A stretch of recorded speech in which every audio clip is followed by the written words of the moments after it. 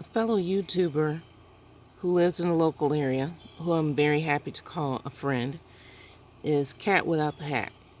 And he shared with me this prickly pear.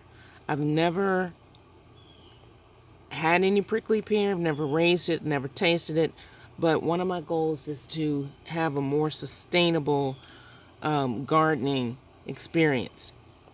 You shouldn't have a situation where you're limited by either your physical ability or your age or your location. You should be able to grow food, um, which is just a more sustainable way of doing it.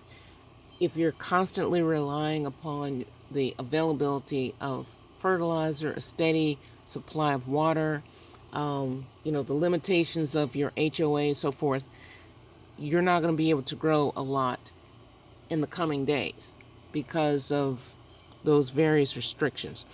One of the things I wanted to share about this particular plant was he had given me two, um, I'll call them leaves for lack of a better term. I don't know what they're called.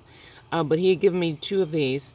And I thought that the roots were going to come from the bottom. But that jagged edge that you see there is where it's separated from the parent plant. And where the roots come from instead are these little eye holes where you typically have the spikes. I removed those because they were extremely sharp. But that's where the roots emerged.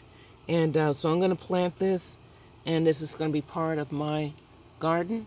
And going forward, I also want to mention that Kat has shared with me some other plants, lots of other plants.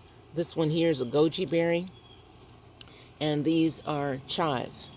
So I'm going to feature some of the plants that he gave me because it was quite an honor to be able to meet him and to swap some plants out with him.